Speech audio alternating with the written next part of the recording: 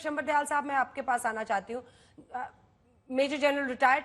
मैं आपसे पूछना चाहती हूँ कि ये जो परिस्थिति है इस वक्त, देखिए चाहे कितना भी आप ये कहें कि हाँ मुस्लिम यूनिटी की वो बात कर रहे हैं, मुस्लिम मुल्क एक साथ आए, लड़ाई में है, हाथ में हथियार लेकर खामेनेई बात कर रहा है, लेकिन ये विश्व के हित में है नहीं कि एस्केलेशन हो।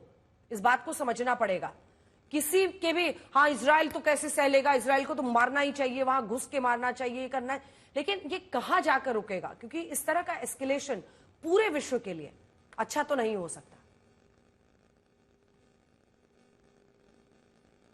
देखिए अंजना, पहले तो ये एक लिमिटेड वॉर है और अगर एस्केलेट होगी तो ये वॉर, जैसे शहबाज साहब कह रहे थे ना, सिर्फ एयर पावर का जो इस्तेमाल है वो ईरान के खिलाफ करेगा और इजराइल करेगा। लैंड वॉरफेयर जो है वो बिल्कुल लिमिटेड है, गाजा से, वेस्ट बैंक से और साउथ लेबनान से के अलावा लैंड वॉरफेयर कहीं नहीं जाने वाली, और ना ही इसमें बहुत ज्यादा कोई कंट्री इन्वॉल्व होंगी। अमेरिका उसके साथ खड़ा था, खड़ा है, खड़ा रहेगा, और वो भी डिफेंसिव रोल में खड़ा रहेगा।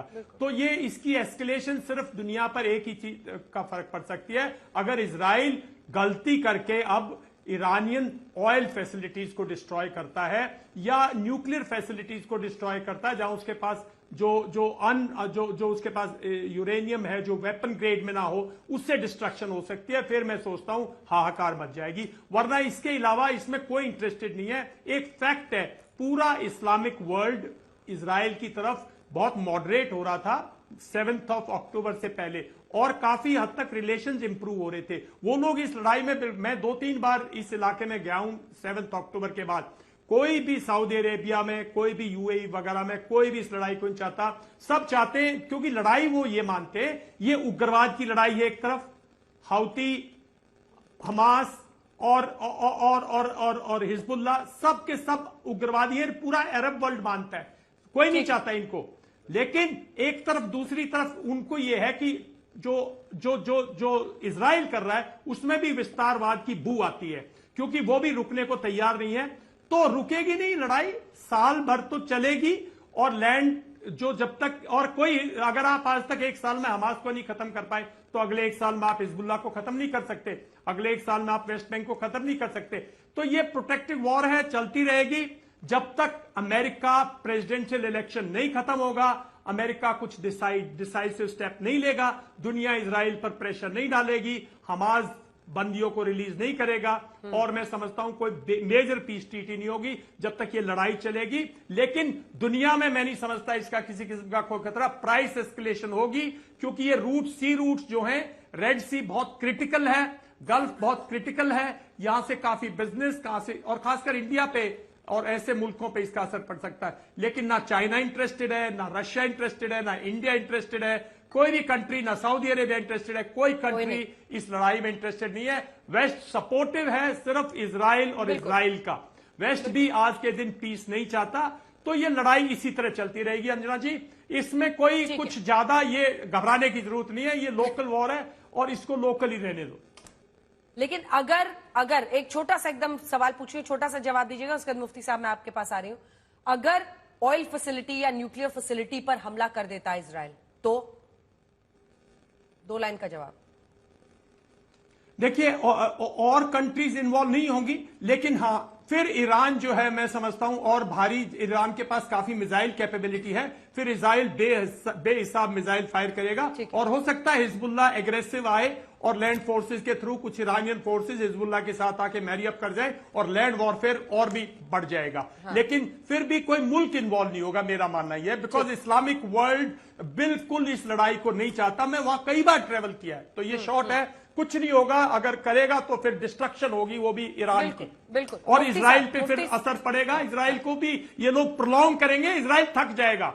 जो महत्वाकांक्षा है ना इजरायली प्राइम मिनिस्टर की, नेतन्याहू की, वो भी एक डिस्ट्रक्टिव है इसमें, ऐसा कुछ नहीं है कि वो भला काम कर रहे हैं। मुफ्ती मंजूर साहब आपके पास आते हुए, ये जो मुस्लिम मुल्कों को एकजुट होने की आज वहां पर नमाज को लीड करते हुए खामेनेई साहब ने कहा है, आपको लगता है कि ऐसे कॉज के लिए, और आप मस्जिद में नमाज के वक्त एड्रेस कर रहे हैं, आपके हाथ में हथियार है, ये कुछ समझ नहीं आ रहा। ये जिस दिशा में सब कुछ बढ़ रहा है, धर्म का चोला पहनाकर, हाथ में हथियार लेकर, मुस्लिम मुल्क एक साथ हो जाएं, लेकिन लगता तो ऐसा नहीं है। हम वही बता रहे थे कि ऐसे शिया सुन्नी है, जो मुल्क अलग अलग है वो बिल्कुल अलग है, और तमाम मुल्क जिसमें यूएई, सऊदी, मिस्र जो एक वक्त पर बिल्कुल दूसरी तरफ होता था, वो सारे दूसरी तरफ देख रहे हैं। वो इस जंग से कोई लेना देना रखना ही नहीं चाहते, ना अपने लोगों को ठोकना चाहते हैं। जी अंजना, ये बहुत वाज़े लफ्जों में मैं कहूँ आपको कि इस्लामिक ममालिक कभी भी जंग के उस खित्ते में कूदना नहीं चाहते हैं, और हर एक शख्स अभी उन्नति की तरफ देख रहा है, हर एक शख्स प्रोग्रेसिव है। सऊदी अरब देख रहा है कि वो अपने 2030 के प्लान को किस तरीके से आगे बढ़ाए। ईरान जो है इस तरीके से लोगों को खींचने की जो कोशिशें कर रहा है, इसमें कोई भी शामिल नहीं होगा। मेजर साहब की बातों से मैं इत्तेफाक रखता हूं, लेकिन ये वॉर जो है, ये वॉर आहिस्ता आहिस्ता बिल्कुल विस्तारवाद हो रही है, और विस्तारवादी जो इजरायली हैं, जो इस तरीके से अपने आप को विस्तार कर रहे हैं, ये दुनिया के सामने वाजे है कि वो छोटी छोटी लड़ाइयां लड़ना चाहते हैं। वो लेबनान के कुछ हिस्से को अपने कब्जे में लेना चाहते हैं, वो गजा के कुछ हिस्से को अपने कब्जे में लेना चाहते हैं, वेस्ट बैंक पर अपना कंट्रोल चाहते हैं। इस तरीके से वो सिर्फ अपना विस्तार कर रहे हैं, और दुनिया के किसी भी इस्लामिक मुल्क को इस लड़ाई से बिल्कुल कोई लेना देना नहीं है। कोई भी अपने पावर के साथ इसमें शामिल नहीं है, कोई भी अपनी आर्मी नहीं भेजेगा। अगर मुफ्ती साहब लेबनान के दक्षिणी हिस्से का इस्तेमाल हिजबुल्ला आतंक के लिए कर रहा है, लोगों को मारने के लिए हथियार, हिजबुल्ला अपने आप में एक शिया मिलिशिया ग्रुप है। जिस तरह से हमास ने उधर दूसरी तरफ उनको अटैक किया, नीचे उनके नागरिकों को, वैसा हिजबुल्ला कर रहा है धीरे धीरे। तो उसका तरीका क्या है? क्या तरीका है? अगर आप इजराइल हो तो आप क्या करेंगे? इधर हिजबुल्ला अटैक करते रहे, उधर हुती अटैक करते रहे, इधर हमास करते रहे, और बीच में बैठ के झाल बजाएं? नहीं, वो झाल बजाने वाली बात अपनी जगह पर, लेकिन अंजना इस बात को समझना पड़ेगा, हिजबुल्ला अपनी ताकत की लड़ाइयां इसलिए लड़ रहा है कि उसे एक सपोर्ट मिलता है ईरान की तरफ से। लेबनान के लोग ये इस लड़ाई में शामिल नहीं होना चाहते। मैं कई लोगों से इस सिलसिले में लगातार गुफ्तगू कर रहा हूं।